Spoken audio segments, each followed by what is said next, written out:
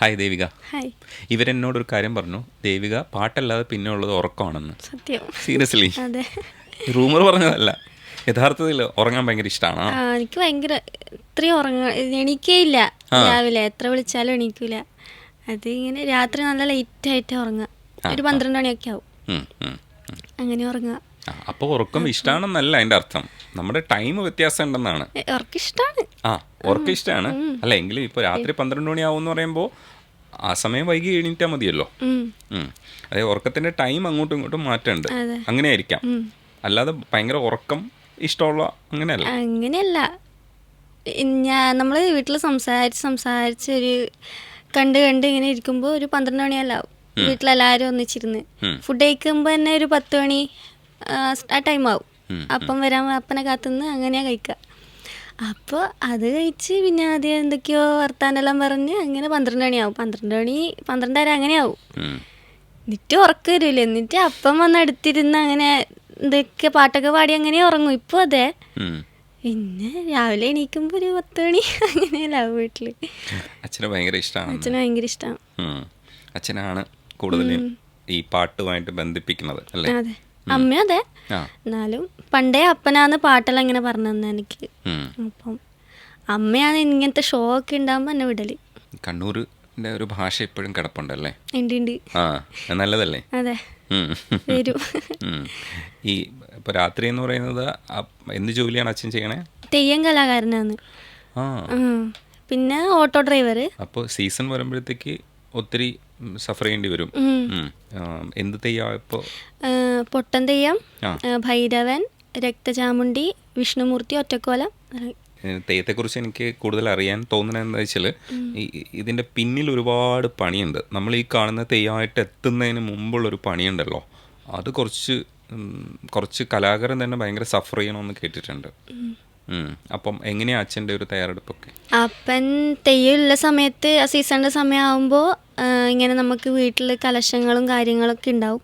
പിന്നെ അപ്പപ്പനുള്ള സമയത്ത് അപ്പപ്പൻ അതിനെപ്പറ്റി ഇങ്ങനെ കുറേ ക്ലാസ് ഇങ്ങനത്തെ കാര്യങ്ങളൊക്കെ പറഞ്ഞു കൊടുക്കും അപ്പന്. പിന്നെ അത് കഴിഞ്ഞ് അമ്പലത്തിൽ പോവും, പ്രാർത്ഥിച്ച് വ്രതം അതിന് ഉൾപ്പെട്ട ഒരു 5-6 ദിവസം വ്രതം എടുക്കും.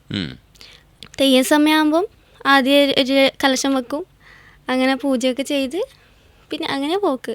അങ്ങനത്തെ ഒരു ഇതേ ഉള്ളൂ. പിന്നെ കൂടുതൽ എനിക്കറിയില്ല തെയ്യത്തിനെ പറ്റി. അങ്ങനെ അധികം ഞാൻ ചോദിച്ചിട്ടുമില്ല, പറഞ്ഞ് കേട്ട് അറിഞ്ഞിട്ടുമില്ല. പക്ഷെ അപ്പം വന്നു കഴിഞ്ഞാലേ നമ്മൾ ഉറങ്ങുള്ളൂ. അതെ. എല്ലാ ദിവസവും അങ്ങനെ കാത്തിരിക്കും അപ്പനെ? ഇപ്പൊ ഞാൻ കാത്തിക്കും.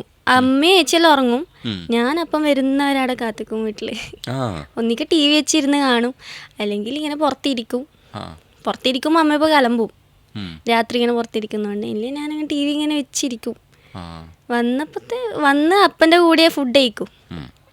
കഴിച്ച് ഓരോ വർത്താനൊക്കെ പറഞ്ഞ് അങ്ങനെ ഒരു 12-12:30 എല്ലാം ഉറങ്ങാൻ. എന്നിട്ട് ഉറക്കം കിട്ടൂല. അതാ. അപ്പൊ ശരിക്കും പറഞ്ഞു കഴിഞ്ഞാൽ ഉറക്കം ഇഷ്ടപ്പെടുന്നുണ്ടെങ്കിലും സത്യത്തിൽ ഉറക്കമല്ല ഇഷ്ടപ്പെടണേ, അപ്പനെ കാത്തിരുന്ന് വൈകാണ് ചെയ്യണത്. അതാണ് ശരിക്കുള്ള സ്റ്റോറി അല്ലേ? അത് അടിപൊളി. പാട്ടെങ്ങനെയൊക്കെ ഉള്ളത് അപ്പന് കൂടുതൽ ഇഷ്ടം? Melody semi classical. ഇതാണ് അപ്പം കൂടുതൽ നമുക്ക് പറഞ്ഞു തരുത്ത്. മെലഡി ഫാസ്റ്റ് സോങ് അത്ര ഇഷ്ടമില്ല. ഇല്ല, എല്ലായിടത്തും മെലഡി പാടാനാണ് വിടല്. എല്ലായിടത്തും പറയുന്ന പാട്ട് പാടിയല്ലേ? ഫാസ്റ്റ് എൻ്റെ വേഷം കണ്ട് ഇങ്ങനത്തെ അല്ല, ജീൻസ് അങ്ങനത്തെ ഇട്ട് എല്ലായിടത്തും പോക്ക്. അപ്പോൾ എല്ലാവരും പറയും ഓളെ ഫാസ്റ്റ് ഗാനമേളക്ക് വിളിക്കുമ്പോൾ പറയും ഫാസ്റ്റ് സോങ്ങിനാണെന്ന്. അങ്ങനെ പറയുമ്പോൾ പറയും ഇല്ല, ഓൾക്ക് മെലഡി ആവും, ഓള് മെലഡിയെ പാടുക അങ്ങനെ പറഞ്ഞു. അങ്ങനെ ശീലിച്ച് മെലഡിയെ പാടും. ഇപ്പോൾ ഫാസ്റ്റ് സോങ് കുറച്ച് കുറവാണ്. Melody semi classical. പക്ഷേ ഈ ഷോയിലൊക്കെ വരുമ്പോൾ അതെ, ഇതിലിനി ട്രെയിനിങ് ചെയ്യണം. ട്രെയിനിങ് ചെയ്യൂ. അച്ഛൻ പാട്ട് പഠിച്ചിട്ടുണ്ടോ? ഉണ്ട്. നമ്മളവർക്ക് പണ്ട് പറഞ്ഞിട്ട് വെച്ചാൽ നമ്മളവർക്ക് ഒരു പാട്ടിൻ്റെ ഒരു ഇതുണ്ട് പണ്ടേ, അങ്ങനെയാന്ന് അപ്പം എല്ലാം പറഞ്ഞ് കേട്ടിട്ടില്ലേ? പാടും, എല്ലാവരും പാട്ട് പാടും, അങ്ങനെയാണ്. പിന്നെ അപ്പനും അമ്മമ്മയെല്ലാം തോറ്റം പാട്ട് പാടും പണ്ടേ. ഈ ആകാശവാണിയിലെല്ലാം പോയിട്ടുണ്ട് അവർ. അപ്പോൾ അതിങ്ങനെ കേൾക്കും. അമ്മമ്മ എപ്പം പാട്ട് പാടിത്തരും. അമ്മമ്മേൻ്റെ വോയിസാണ് എനിക്ക് കിട്ടിയെന്നാണ് എല്ലാവരും പറയല്. അമ്മമ്മക്ക് നല്ല ഹൈ റേഞ്ച് വോയിസാണ്. അപ്പം എനിക്കതാ കിട്ടിയെന്നാണ് പറയല്.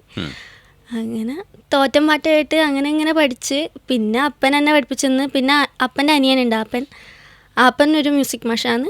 അങ്ങനെ എൻ്റെ ആദ്യത്തെ മാഷ് ആപ്പനാണ്. ആപ്പൻ ഇങ്ങനെ ഓരോ ഓ, ക്ലാസ്സൊക്കെ ഞാൻ പറഞ്ഞു. ഈ വോയിസ് കേൾക്കുമ്പോഴും പറച്ചിൽ കേൾക്കുമ്പോഴും ഞാൻ ആ സ്റ്റേജ് ശരിക്കും മനസ്സിൽ കാണുന്നുണ്ട്. ഏത് ഹൈ പിടിക്കാനും പറ്റും. ഹൈയിൽ ഹൈ എത്രയും പോവും, ഉം. താഴേക്ക് പോവില്ല. ഉം. അപ്പൊ കാറ്റ് മാത്രം ഉണ്ടാവും. പക്ഷെ ഞാൻ ആ റേഞ്ച് കാണുന്നുണ്ട് കേട്ടോ മനസ്സിൽ. നിങ്ങളുടെ ഒരു ഹൈയിൽ ശരിക്കും ആൾക്കാർ അത്രയും ആവേശം കിട്ടും, ഉറപ്പാണ്. ഫാസ്റ്റ് സോങ്ങും കൂടെ ഹൈയിൽ പിടിക്കുന്ന പാട്ടുകൾ പാടിയെന്നുണ്ടല്ലോ, ഈ വോയിസ് ശരിക്കും ഭയങ്കരമായിട്ട് കയറിപ്പോവും. Thank you. അങ്ങനെയാണ് പ്രതീക്ഷിക്കണേ. ഇതല്ലാതെ പാട്ടും അപ്പനും അല്ലാതെ എന്താണ് വേറെ എന്തൊക്കെയാണ് വിശേഷം? പാട്ടൊപ്പനല്ലാതെ വേറെ എങ്ങനെയാ, വേറെ ഒന്നുമില്ല. വേറെ എക്സ്ട്രാ കരിക്കുലർ ആക്ടിവിറ്റീസ് വേറെ ഒന്നുമില്ല? ഞാൻ ഡ്രോയിങ് ചെറുങ്ങനെ ഇങ്ങനെ നോക്കി വരക്കും, അത്രേ ഉള്ളൂ. ഇതൊക്കെയാണ് വിശേഷങ്ങൾ. ഭയങ്കര സൈലന്റ് ആയിട്ടാണല്ലോ സംസാരിക്കണേ. അതെ. ആ, അപ്പം കൂട്ടുകാരൊക്കെ പറഞ്ഞോ, ഇവിടെ വന്നതിന് ശേഷം പരിചയപ്പെട്ടോ പറഞ്ഞോ ഇത്രയും പാവാൻ പാടില്ല എന്നുള്ളത്? അങ്ങനെ പറഞ്ഞില്ല. അവരുടെ അടുത്ത് ഞാൻ സംസാരിക്കും. ഓ, അപ്പൊ ഇവിടെ ഇരിക്കുമ്പോഴാണ് പ്രശ്നമല്ലേ? അല്ലെങ്കിൽ സംസാരിക്കും, അതിന് കുഴപ്പമൊന്നുമില്ല. എനിക്ക് ചില സമയത്ത് കിട്ടൂല, അതാ. ഇല്ലേ ഞാൻ ഇങ്ങനെ വായിട്ട് ഇങ്ങനെ പറഞ്ഞുകൊണ്ടിരിക്കും. ഇപ്പൊ എത്ര വയസ്സാണായത്? ഇപ്പൊ 20 വയസ്സ്. ആ, 20 ആയിട്ടുള്ളൂ. അപ്പൊ അത്രയൊക്കെ സംസാരിച്ചാൽ മതി. അത് മതി. എന്നല്ല കേട്ടോ, കാരണം നിങ്ങൾ ഇത് കഴിയുമ്പോൾ, ഷോ കഴിഞ്ഞ് പുറത്തിറങ്ങുമ്പോൾ പുതിയൊരാളായിട്ട് തന്നെ മാറുമെന്നാണ് ഞാൻ വിശ്വസിക്കുന്നത്. കാരണം അത്രയും പാക്ഡായിട്ട് നമ്മൾ ഒരുമിച്ച് ഒരുപാട് കാര്യങ്ങൾ ചെയ്യാനുണ്ട് ഇതിനകത്ത്. പലതരത്തിലുള്ള ജോണേഴ്സിലുള്ള പാട്ടുകൾ നമ്മൾ പഠിക്കണം. അതിനൊരു ഷൂട്ട് ഷെഡ്യൂളിന് മുമ്പ് നമ്മൾ തീർക്കണം. നമുക്കൊരു ചെറിയ സ്പേസ് ആയിരിക്കും ചിലപ്പോൾ കിട്ടുക. അപ്പോൾ രാത്രിയൊക്കെ ഉറക്കൊളിച്ച് പാട്ട് പാടി ജലദോഷം വന്ന് ഒരുപാട് ക്രൈസിസ് സിറ്റുവേഷൻസ് ഉണ്ട്. ഇതൊക്കെ എങ്ങനെ മറികടക്കണ്ടേ അല്ലേ? അതെ. പാട്ട് പാടുന്നവര് 8 മണിക്കൂറെങ്കിലും ഉറങ്ങണം എന്നാണ് ഇല്ലത്, അങ്ങനെയാ പറഞ്ഞേ. എനക്കതാ ഇല്ലാത്ത, ലൈറ്റായിട്ട് ഉറങ്ങും. അതുപോലെ ഇപ്പൊ ഇവിടെ വന്നതിന് ശേഷം ഒരു 5 മണിയെല്ലാം ആകുമ്പോൾ എണീപ്പിക്കും. ഏച്ചിയാ ഇല്ലത് എൻ്റെ കൂടെ. അപ്പോൾ അവൾ 5-5:30 ആകുമ്പോൾ തന്നെ എണീപ്പിക്കും. ഇങ്ങനെ വലിച്ച് എണീപ്പിക്കും, എൻ്റെ സാധകം ചെയ്യിപ്പിക്കും. ഇപ്പം അങ്ങനെ ആയതുകൊണ്ട് അതാണ് ഈ മുഖത്ത് കാണുന്ന ഉറക്കക്ഷീണം. ഇങ്ങനെ കണ്ണൊക്കെ ഇപ്പം ഇങ്ങനെ ഇരിക്കും. അതാണ് ഇവരൊക്കെ പറയുന്നതല്ലേ ഉറക്കമാണെന്ന് പറയുന്നത്. സത്യം നമ്മുടെ ടൈമാണ് ശരിക്കും യോജിക്കാതെ വരുന്നത്. ടൈമിനെ നമുക്ക് യോജിപ്പിച്ചെടുക്കാം, എല്ലാം യോജിപ്പിച്ചിട്ടല്ലേ പറ്റൂ.